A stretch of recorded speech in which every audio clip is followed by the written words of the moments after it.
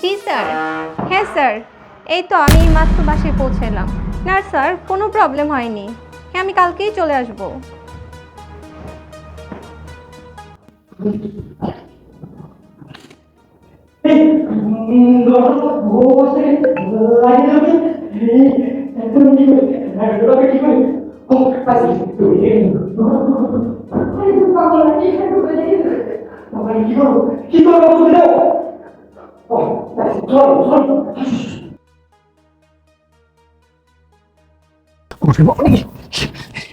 কোথায় কোথায় কোথায় এখানে এখানে এখানে এখানে যাও যাও যাও যাও এটা দেখো মানে কি করবা কি ও পাইছি পাইছি পাইছি। এখানে এখানে এখানে এসে যাও যাও যাও, পর্দা পর্দা। এই শোনো, চুপচাপ থাকবা, কোনো কথা বলবে না। আমি সময় মতো তোমাকে এখান থেকে বের করে নিয়ে আসবো, ঠিক আছে? করলো কি হ্যাঁ? না না, আমাকে নার্ভাস হলে হবে না, আমাকে স্ট্রং থাকতে হবে, স্ট্রং। জি স্যার। আচ্ছা, এখন আমি রাখছি স্যার। কি ব্যাপার, ওনা বাসায় ছিল? এ আশরাফুল, আশরাফুল। আচ্ছা, ওকে একটা কল দিই। এই সময় আবার ফোন দিল কি?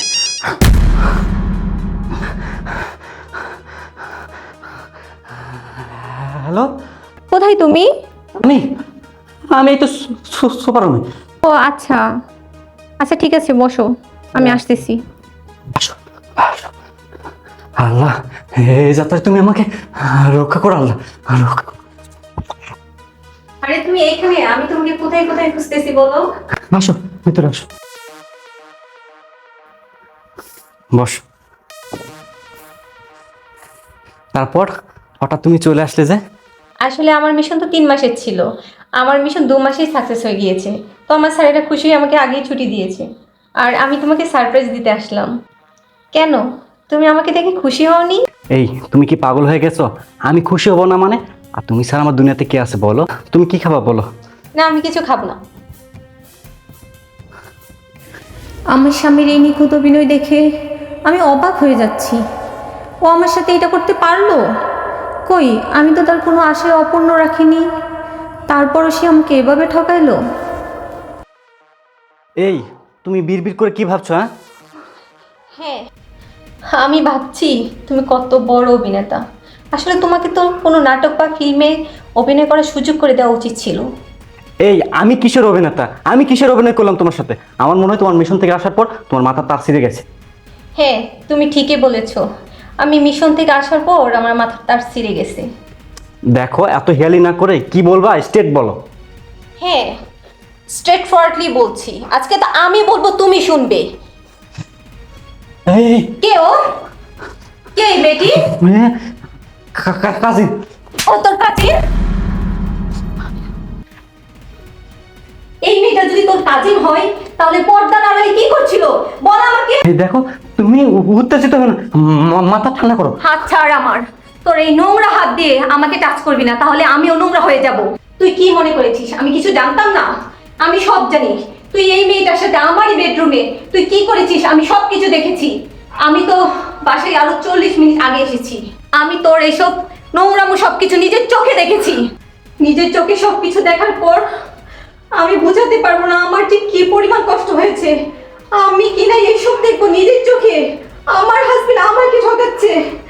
তুমি জানো, আমি আধা ঘন্টা ধরে এখানে বসে কান্না করেছি। শুধু আমি দেখতে চেয়েছিলাম যে তুমি আমার সাথে কি পরিমাণ অভিনয় করতে পারো। ছি, আমার ভাবতে অবাক লাগছে তোর মতো একটা জানোয়ার আমার স্বামী। তোর জন্য আমি কি করি নাই বল? তুই তো বাসায় বসে বসে খাচ্ছিস, আমি তোকে চাকরি করে খাওয়াচ্ছি, তোর যখন যা লাগছে আমি সব দিচ্ছি, তারপরও তুই আমাকে ঠকাইছস। তোর সংসার আর আমি করব না। আর এই মেয়ে, তুই জানতিস না ও বিবাহিত? ও আমার হাজবেন্ড। তুই কিছুই জানিস না? তুই কেন ওর সাথে জড়াইছস? তুই তো আমাকে ঠকাইছস ঠকাইছস, তুই নিজেও তো ঠকে গেছিস। আর এই যেই ছেলে তার নিজের বউকে ঠকাইতে পারে, সে তো তোকেও ঠকাইতে দুবার ভাববে না। এই চুপ, অনেক বলেছিস, এবার থাম। কি বললি? তুই আমার সাথে সংসার করবি না? আরে তুই কি আমার সাথে সংসার করবি না? আমি তো তোর সাথে সংসার করবো না। তুই যখন সবকিছু জেনে গেছিস, তোর কাছে আর আমি কিছুই গোপন করবো না। এটা আমার গার্লফ্রেন্ড, আমি একে ভালোবাসি, দরকার হলে আরো 10টা প্রেম করবো, কেনই বা করবো না? এই তুই বিয়ের পর কি দিছিস আমাকে?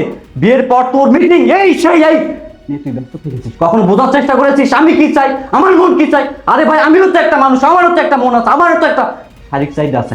আমি একে নিয়ে হ্যাপি, আমি একেই ভালোবাসি, একে বিয়ে করবো। আমি বুঝতে পারছি তোর মতো জানোয়ারের সাথে সংসার করা যাবে না। তুই বেরিয়ে যা এক্ষুনি, এই মেয়েটাকে নিয়ে আমার বাসা থেকে বেরিয়ে যা। আমি বের হয়ে যাব, তোমার বাড়িতে থাকার ইচ্ছা আমারও নেই। আমার গার্লফ্রেন্ডের বাড়ি আছে, গাড়ি আছে, সব কিছু আছে, তোমার মতো এই ছোটখাটো বাড়ি না। চলো তো বৃষ্টি, চলো। এই দাঁড়াও, কোথায় যাব আমি? তুমি কি ভেবেছো ওই মেয়ে তোমাকে বসিয়ে বসিয়ে খাওয়াতো আর আমিও তোমাকে ওর মতো বসিয়ে বসিয়ে খাওয়াবো? আমার বাবার টাকা পয়সা ধন সম্পদ এগুলো দেখে তুমি আমার সঙ্গে যেতে চাও? এই তুমি এসব কি বলছো? তুমি না আমাকে ভালোবাসো? আরে আমি যা যা করেছি শুধুমাত্র তোমাকে পাওয়ার জন্য। হ্যাঁ, আমাকে পাওয়ার জন্য করেছিস না? 2 দিন পরে যে অন্য একটা ভালো মেয়ে পেলে আমার সঙ্গে এটা করবি না, তার কি কোনো গ্যারান্টি আছে? তুই তোর এত সুন্দর এত ভালো একটা বউ থাকতে যে বাইরে পরকিয়া করতে পারিস, তুই যে আমাকে রেখে বাইরে পরকিয়া করবি না, তাও আমার বোঝা হয়ে গেছে। তুই থাকতো না। দেখ, পাপ কখনো বাপকেও ছাড়ে না। আজকে তোর পাশে কেউ নেই। আমার মতো একটা মেয়েকে রেখে তুই পরকিয়া করছস। আজকে তোর পরকিয়া গার্লফ্রেন্ড কোথায়? সেও তো তোকে রেখে চলে গেছে। এখন তুই কি করবি? বেরিয়ে